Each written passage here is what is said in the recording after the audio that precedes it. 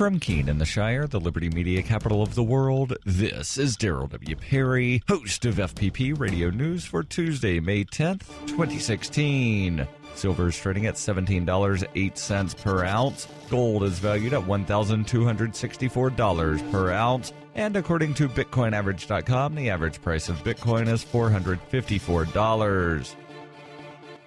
Antiwar.com reports adding to the losses sustained by pro-Assad forces in Al-Qaeda's bloody capture of the village of Khan Tuman on Friday. Top Iranian member of parliament Ismail Qusari confirmed that a number of Iranian soldiers were captured by the Al-Qaeda-led militants during the fighting. Scores of fighters were killed on both sides, with at least 13 Iranian troops among the slain. Exactly how many were captured is unclear, with Qusari reporting 5 or 6, while the militants have only claimed to have 2. Adding to the confusion, Qusari referred to the troops as defenders of the shrine, suggesting they'd been deployed to protect a key Shiite shrine near Damascus. The fighting in question was far north of that shrine, however. Though some Syrian troops were involved in the fighting, the village appeared to be defended largely by Shiite militias, with the Iranian troops described as advisors and apparently deployed to keep the militias on the same page.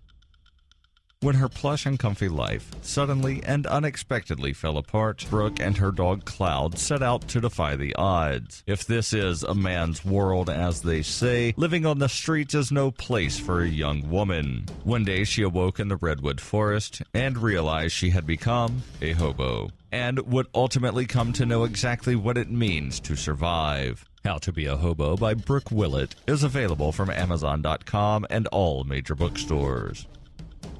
UPI reports the U.S. Department of Education wants colleges to limit inquiries of a prospective student's criminal record. The department released the recommendation Monday as part of a new resource guide called Beyond the Box, Increasing Access to Higher Education for Justice-Involved Individuals. U.S. Secretary of Education John B. King Jr. said, "We believe in second chances and we believe in fairness. The college admissions process should not serve as a roadblock to opportunity, but should serve as a gateway to unblocking untapped potential of students." U.S. Attorney General Loretta Lynch also supports the recommendation. Lynch said too many Americans are denied opportunities to lead fulfilling and productive lives because of a past arrest or a conviction, including opportunities to access a quality education. Expanding access to higher education for justice-involved individuals can help them step out of the shadow of their past and embark on the path to a brighter future. A 2015 Center for Community Alternatives study showed that 2/3 of individuals with felony convictions who started applications for admissions to the State University of New York schools never finished the application process because they had to detail their convictions.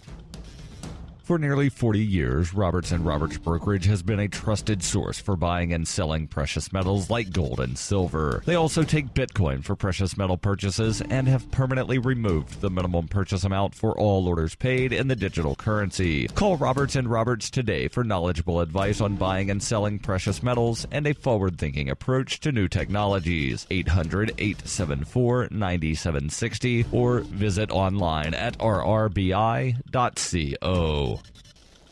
Reuters reports a former administrator in Flint, Michigan, charged in a federal lawsuit on Monday that she was fired for seeking a probe into allegations that the mayor tried to redirect donations to her personal campaign fund from a charity meant to help families hurt by the city's water crisis. The wrongful termination lawsuit, filed in federal court in Detroit, said former city administrator Natasha Henderson was fired in violation of whistleblower and free speech protections under Michigan law and the U.S. Constitution. An attorney retained by the city of Flint on the matter did not immediately respond to a request for comment, nor did the mayor's office. A spokeswoman for the city said it was Flint's policy not to respond to allegations made in civil litigation. Catherine Smith Kennedy, an attorney for Henderson, said it was not clear whether any money was actually directed to the mayor's fund instead of the foundation. The lawsuit was the latest in a series of cases and probes stemming from a scandal over lead contamination in drinking water in Flint, an economically blighted city of about 100,000 residents. Flint was under the control of a state-appointed emergency manager in 2014 when the city switched its water source from the Flint River to Detroit's municipal system to save money. The city switched back in October of last year. The river water was more corrosive than that of the Detroit system and caused more lead to leach from aging pipes. Lead can be toxic, and children are especially vulnerable. This has been FPP Radio News, online at fppradio.com.